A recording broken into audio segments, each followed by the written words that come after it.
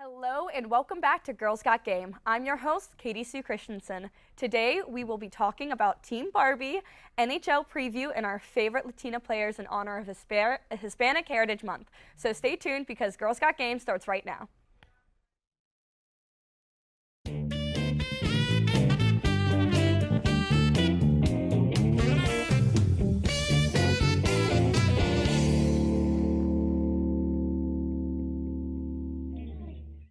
With me to my left, I have my co-host back, Mia Flores. How are we? We're so back. We're so back in the chair, at least. Yes. We're excited to be together again. We missed her. She almost missed the show today, but she came. She made it through. We're good. And then financial office, I'm coming for you. I swear. Yes. I swear. I swear.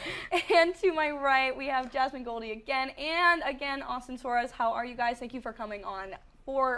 This is like the fourth time, something like that. Thank you for coming on again. How are we? Doing good. I'm wonderful. Thank you guys for having me back on. Yay.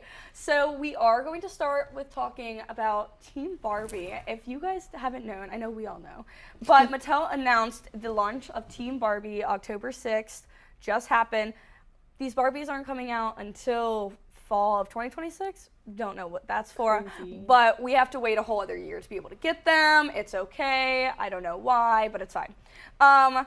It is to highlight 4 rugby players, all from different places: USA, France, New Zealand, and then what was the last one? The UK. So excited. This is the first time Barbie has ever done anything like this. The Barbies have completely different body types. They have broader shoulders, they have bigger thighs, they are muscular women, and they are to take after these rugby players. And it's great to see this kind of diversity in a place that, there was never really allowed to be diversity. I don't know if y'all saw the Barbie movie, but we saw that Barbie's been kind of the same for a while, and I think that movie kind of opened the gates for a lot of people to be doing this now, and I think this is opening a whole new door for young girls, this entire franchise, Mattel in general. It's huge. It aims to inspire young girls for their confidence and see themselves in these powerful role models, so very exciting. Obviously, we all have different body types. This is the first time. We each picked out one player to highlight. I'm going to start real quick with Alona Maher. So we all know and love. She is, in my opinion, she has been the face of rugby, and just because she's been talking. She got famous from talking at the Olympics in Tokyo, and she's just doing her fun little TikToks and everything, and now she's become a huge advocate for all women. Very exciting. And she has the biggest social media presence for sure. So it makes sense for someone to do this.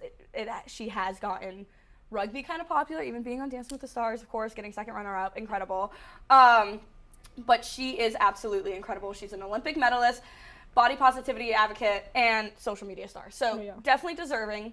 I feel like the other people that we're going to talk about have more history almost, but I feel like Alona needed to be here. She just won an ESPY too. So. Yes, exactly. She definitely deserves.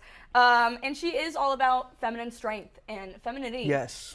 Which, again, it's sometimes hard for us as women to talk out against, or talk out for in that position, So, but yes, Mia, would you like to go next and highlight yours real quick? Sure. I would like to highlight Nasira Condé. She plays for the French national team.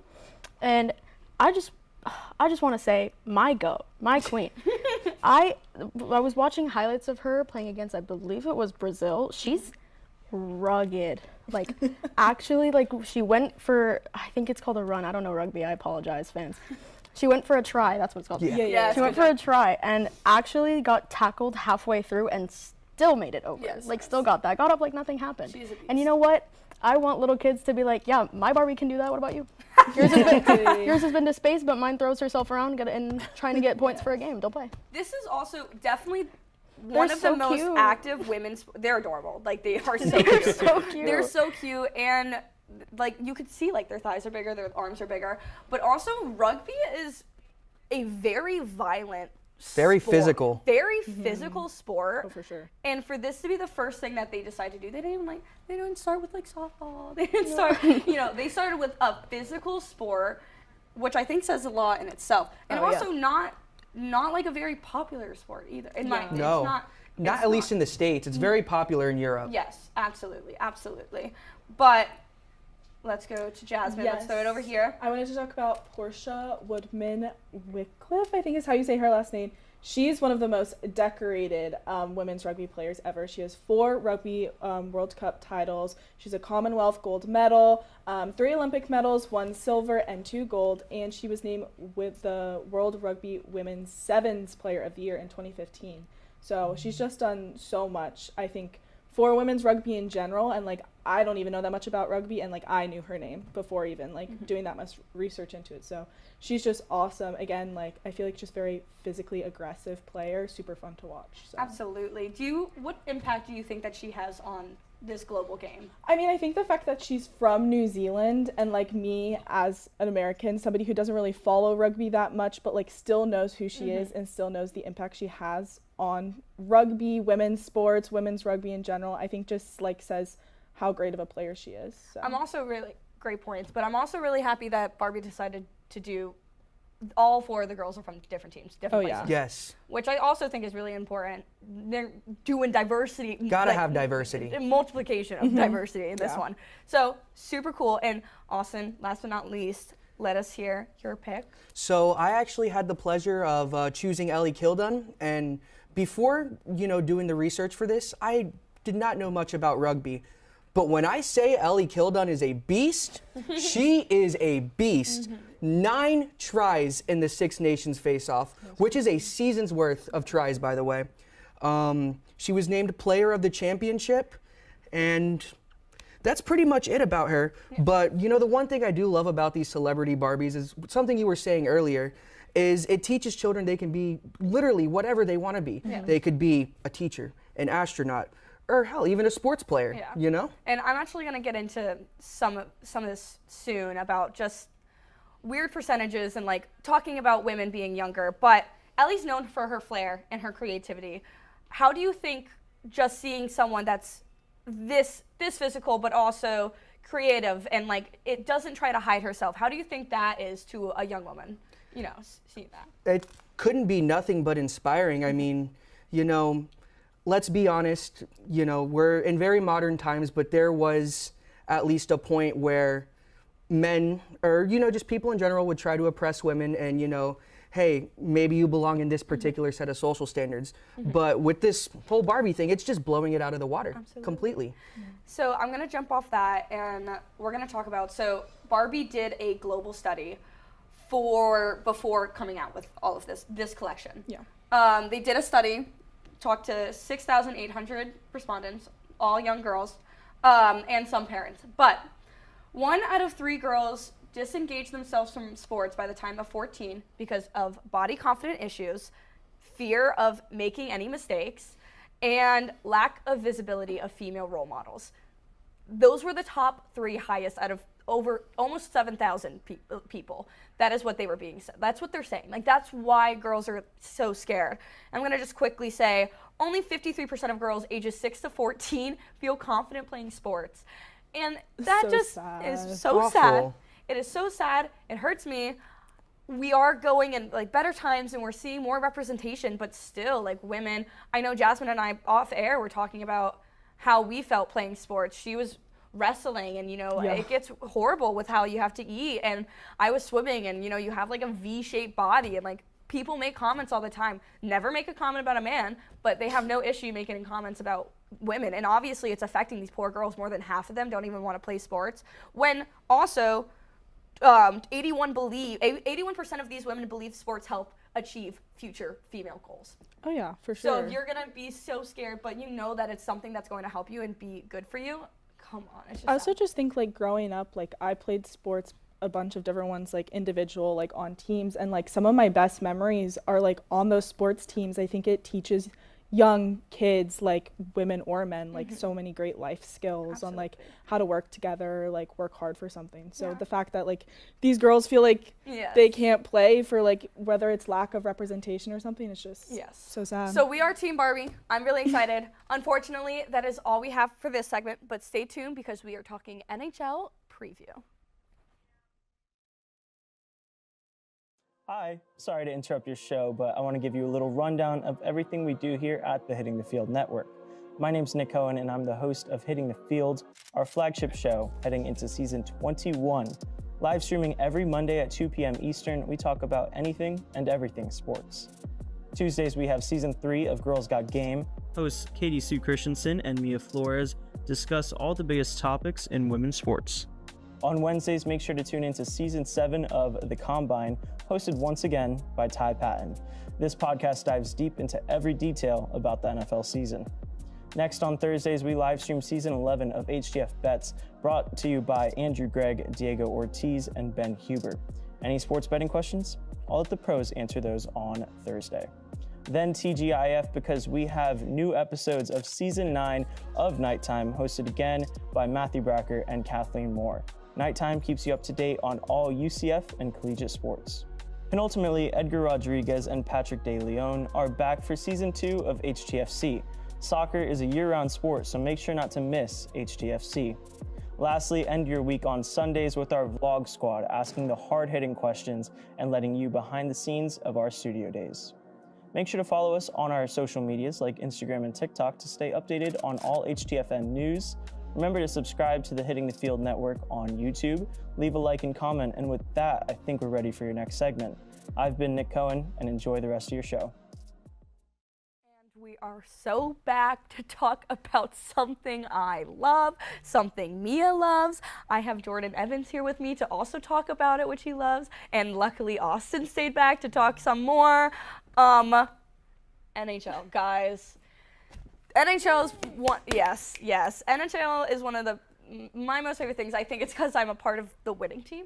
You know, being from Fort Lauderdale, getting to support and love the Panthers even before they were Stanley Cup winners 2 times in a row, and then them just dominating in everything that they do. Probably has the best goalie in the league. Like, I'm so lucky to know what this feels like because I haven't been able to feel that. You know, Miami Dolphins, like, come on. I'm not. Don't get me started. I'm not a part of a winning team there, but the Panthers are where it's at, and I'm so glad that we get to talk about NHL preview. Yes, so we and Austin both wanted to talk about the Panthers today. We are excited. I cannot believe I'm ready for their 3rd win, honestly. They just beat the Lightning 7-0 already preseason. Like, that is so gnarly. And they're no joke. We have incredible players. Yes, we have some players that are hurt right now, which is a little scary. 3 key injuries. Yeah, 3 key injuries. But how do you think that they're going to do, Austin? Like, I think even with those injuries, they're showing. We're looking fantastic. Yeah. We're 3-0 already, with a 2-3 win against the Blackhawks, a 1-2 win against the Flyers, and a 2-6 win against the Senators, which was an amazing game to watch. I think there's a consensus that we need to three-peat. People don't realize how long the road was to get to the first one, and let alone the second one. We had to prove that it wasn't a fluke. Personally, if we don't three-peat, I'm not going to be, too unsatisfied. And I don't think our fan base will be unsatisfied either. No. I think everyone loves what Paul Maurice is doing, Bill Zito, and we're going to continue to have a dynasty for years to come, I think. Oh, absolutely. I'm not really worried about us. This fan base has been the most fun to be a part of as well. Yes. I know you guys are probably really jealous as well. Like, how does it feel to be like? Remember your elders, first of all. Y'all went back to back, but who did it first? Yes. Okay. That's first fine. of all. The bubble doesn't count. Okay. All right. Wrap it up. Also, I know Mia's here to talk about Lightning, and I mean some maybe comeback people, comeback teams. I'm not a Lightning fan. I hate to say it. Bucks are the better Tampa team. All right. Lightning is it is what it is for me. But let's hear some good stuff about it, please. Okay, I feel like at this point, everybody knows that if there's one thing I like to do on this show, is I like to support the wrong people and the wrong teams very, very loudly. Therefore, speaking of Lightning, so y'all can go back and forth on best goalie in the league, whatever. Like Vasi isn't one lit, tough, second tough, three huge, right? Also, we just got Yanni Gord back. Okay. My goat. Yanni Gord is the reason I started playing hockey. Save me, Yanni Gord, bro. That's fair. That's a fair love. Also, what else was I gonna say? Honestly, there's not much to say about it because growing up in Tampa, I can't not. You can't not. Like That's your team. I can't not pledge my loyalty to the team who actively helped me get into playing hockey. Yes. And I also want to throw in there, Alex Lyon, save the Sabres, please. How do we feel Pretty, please. Do you think the Lightning or the Sabres have a higher chance with this dethroning of the Panthers? I'm thinking in my head, if I say it enough times, then the Sabres will go to the playoffs this year. Ukko-Pekka Luukkonen, save me. Go ahead, Jordan. Who's gonna dethrone, basically? I don't know. It's hard to say, but I'm not confident the Panthers will repeat, considering they have, to chuck out till December. Barkov probably might not come back, even in the playoffs. Kulikov out too. Mm-hmm. Cooley's out too. These are important people. So we'll see what happens. I think that our name is called the Comeback Cats, though. Let's Yep. not forget. We are. I think we always have made impressive, the team of redemption. Yes, and I think they're on this high. They don't want to lose it now. It's a very small way, but that I think that the Panthers will win again just because of the odds. But they are an incredible team, but they are losing some key players. I do want to talk about your favorite players on the teams that you guys chose, though. So Austin, who was your highlight player from Panthers? My highlight player's got to be Brad Marchand. I mean, bringing him from the Bruins, this is a man who we absolutely hated every time we had to face in the playoffs. And now he's with us. You can't beat him, join him, right? Mm-hmm. And I just love his physicality. I love his personality. His off-the-field antics, in a good way, are funny. They practically had to pull him out of that club at 7 a.m. once we won that cup. Yes, so I'm gonna have to go Marshy. That's the type of team they are, for sure. I mean, my favorite player is Bobby. I mean, Tkachuk always is close second too. I love these people, but Bobby is just honestly incredible. And there was a time where I know Knight was getting to play a lot, like 2 seasons ago, and I was just like, put Bobby in. I'm sorry. Yes. I'm kind of a certified Knight hater. We made the right decision getting rid of him. I'm sorry. I am. Jordan, you think that's bad? You can't when Bobby is playing the way that Bobby plays. Look, I agree, but Knight isn't bad. I He think just he's never got the overshined, chance to actually develop into his Potential. yeah. Very little playtime, I will say. Yeah. It's hard when you have the legend that is Bobby. He probably is a future Hall of Famer. Yeah, he's a lock. He's a guaranteed Hall of Famer. Definitely, probably. I think the best goalie in the NHL right now, or at least last season. And just one of the best players on the team in general. Also, just a type of person who really keeps team morale up as well. And a leader in that way, especially losing Tkachuk. I feel like that's gonna, hurt us. But I think Bobby was someone that will step in, Definitely, for sure. Jordan, who was your favorite player on your team? Well, I picked the Sharks, even though I'm a Panther fan. Yourself. So I think my favorite player on the Panthers is Gustav Forsling. The way I love defense, the way he plays defense is. But on the Sharks, I would probably have to say Macklin Celebrini. Mm-hmm. Just because he's in his sophomore season now, so we'll see how he develops coming off his first year. But I wanted to talk about the team in general. I really think that they'll be one of the more fun teams and the funniest teams to watch in the league this season. You look at their first 2 games here, in overtime, and even in the third period, they have, Eichel comes down the wing with the Knights, chips it in on goal from the red line, and it slips past Alex Nedeljkovic. Yeah. And then we come back to overtime, and Eklund misses the empty net thanks to a great back check by the two Golden Knights, and then misses a diving wraparound attempt. And then the puck, they get the puck back in the offensive zone, and then Nedeljkovic comes back to play the puck from their own blue line and gives the Knights a wide open net. Yeah. And then in their second game, they had an absolute banger against the Anaheim Ducks, you know, in a 7-6 loss. But, you know, they're 0-2. Both of their losses are in overtime. You know, so you can tell Which the is fights. crazy to think about. You're ready. You know they're gonna fight. If that's what they're showing in the preseason, they're ready to fight. Exactly. You can tell that the fight's there. You know, and without those two couple of blunders, they'd be 2-0 right now. Absolutely. I agree. Okay, I just wanted to end with, well, Panthers on Monday. It is Monday when we film this. Panthers on tonight, so I hope we're all watching. But just for fun, do you guys have any like traditions or like something that you do? Like, do you wear something special before you watch a game for your team, or do you have like a little superstition? Because I definitely do. The last couple of playoff runs, I have a Jonathan Huberdeau jersey that I always wear for the games. Yeah. And for the last 3 runs, actually, even including the one where we lost to the Golden Knights, you know, I've always worn that for games, and you know, so we're 2-1 with it. 2 cups. 2 cups. We got to keep it going. I do wear my jersey too, and I have a nicer, newer jersey, but I tend to wear my older jersey more. I feel like when I wear the older jersey more, we win more. So I know that's crazy, but that's what mine is. Mia, you have one? Well, for Sabres games, I tend to turn off my phone because I don't want to know. And for Lightning games, I don't do it as much often, but my friends in high school used to be super close, and we all played hockey, so we'd all get in my garage and watch all the playoff games together. There was no seating, tiny-ass TV. Oh, excuse me. That's all you need. That's all you need. You need people in the game.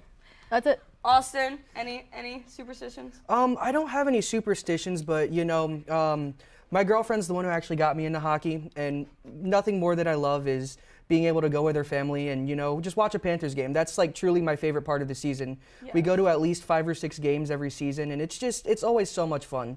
The atmosphere. That's a perfect date night. Always. That is my perfect date night, and I'm sure it's many of our perfect date nights. My dream date. My dream date. Cute. Unfortunately, that is all we could talk about now for NHL, but don't worry, we will be talking about this later. We have a whole season ahead of us. But stay tuned because we're going to talk about our favorite Latina athletes.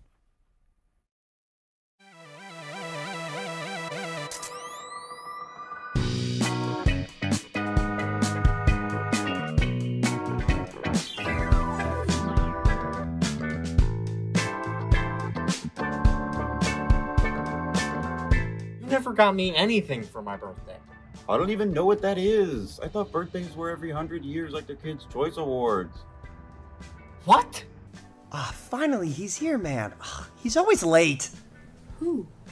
Marcus?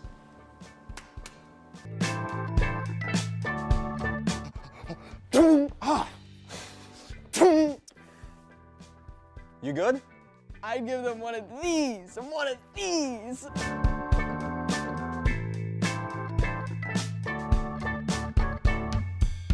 Behind every on-screen moment is a whole team of engineers and technologists. And you can be a part of such a team through SMPTE at UCF. You'll join a team of students just like you who are ready to innovate the future of TV and film. With SMPTE at UCF, you'll be able to connect with local industry pros, learn about new technology in the industry, as well as get backstage experience that really matters. Join SMPTE for a backstage pass to all of this. We meet every last Monday of the month for our general body meetings. There we discuss how new technology is being used to create new media, and we get to highlight local professionals and their specialties. On top of that, we have some site visits planned, so tune into our social media to be notified of when those will happen. So if you're ready to pull back the curtain and find out what really happens behind the scenes, join SMPTE at UCF. It is Hispanic Heritage Month, and what better way to celebrate by talking about amazing Latina women and athletes that have changed the world and the sports world in general. I'm so excited. Again, we have Austin. Thank you for being here. The bug bit me. What can I say? Yeah, he was excited. Perfect. And Mia. So, as always. But I'm always here. I'm really excited to talk about this. Honestly, it made me really emotional. Researching all of these Latino women and just hearing their stories and their hardships and everything that they've gone through and the grit that they've worked through just to be where they are. Obviously, minorities have always been having to work harder to get into the same places that anybody else has been or any white people has ever had to be. So doing things like this and talking about them and keeping their legacy alive is exactly what we need to be doing and honoring them and honoring their hard work. So I'm so glad that we get to do this today, and I know that you guys are also happy. I am going to start. Diana Taurasi, best WNBA player of all time, hands down, everybody knows it. Easily. Kobe Bryant called her White Mamba. When Kobe Bryant's calling you something, you know you're good. Her mom is from Argentina, and she played college ball at UConn and led her team to 3 NCAA championships. She was born in California, but she does have an Argentine mother. She was drafted #1 overall in 2004 by Mercury. She stayed with Mercury for 20 seasons. Unfortunately, this was the first season that she wasn't here. Look at her play. Look at her play, though. If you haven't seen her play recently, she has constantly been just an insane person. She does crazy plays. People don't jump like that. People don't shoot the ball when 2 people are right in front of you and you're shooting at half court or like a 3-pointer when people are coming after you. I just watched her. She passed the ball. She also incredible team player. She knows that she is incredible and she is the star player, but you're not going to be the star unless you know how to make those assists. Exactly. Her assists are also incredible. She passed behind her back and they got even in UConn, her highlights over when she was playing college, and obviously 20 seasons with Mercury, like she's doing something right. But she's just she's a baddie too. Like she doesn't play, like she does Very not. Very physical, I noticed from that one play. Very physical. Not afraid to take a dive. Scared. And also she's not a big girl. Like there's definitely bigger girls that are in there with her. And again, she's incredible. Unfortunately, I didn't get to watch her this year on Mercury. She retired after last year, but she is WNBA's all-time leading scorer. Oh, wow. Over 10,600 points. Jeez. I mean, when you've been in the game for so long, too. Yeah. It's easy to rack them up. It's when you're that good and you've been there. Nobody wanted to get rid of her. She has a documentary that I urge you to go watch because it is insane. She is 3-time WNBA champion, 2007, 2009, and 2014, and she's a 6-time Olympic gold medalist. She's incredible, and she's always talked about Latina representation in the sport. So, exciting. Austin, let us hear about your pick, please. So I chose current world's women heavyweight champion, Stephanie Valcour. She is from San Fernando, Chile. She's wrestled in multiple promotions from New Japan Pro Wrestling to All Elite Wrestling, CMML, Lucha Libre, and now famously NXT and WWE. She's our women's world heavyweight champion right now. What's better than that? That's beautiful. I can't believe you just brought up that story. I mean, because we were talking about just hardships in general. Like what they go through, but keep pushing. Some of the strongest women are, definitely minorities. I feel that yes. They just have to learn how to be a stronger human being. But yes, do you think, I had a question for you before we get to Mia's pick. Do you think media coverage for Latina women in sports is improving? That's a really tough one, simply because I personally believe that the media just covers what the media wants to cover.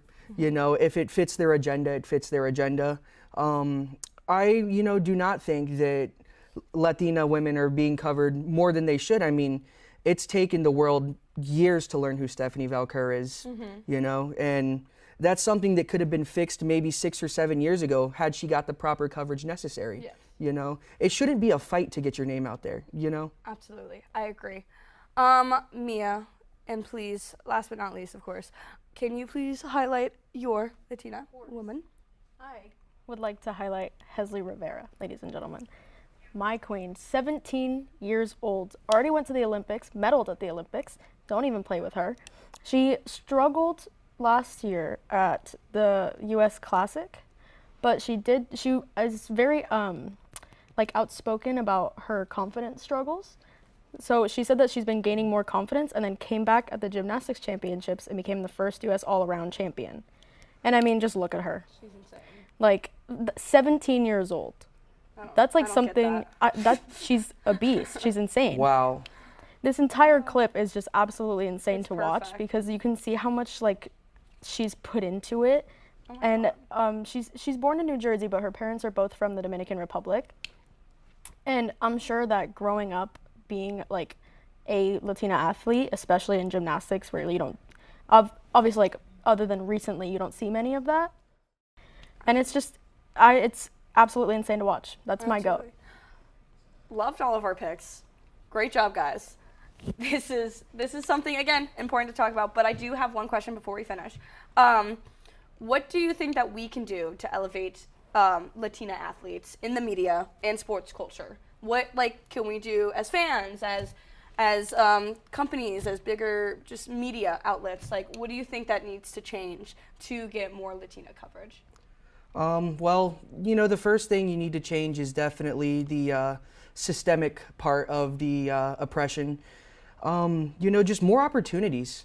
More opportunities for, women's to compete in just normal sports. At a high school I went to, it wasn't until my senior year that we finally got a women's lacrosse team.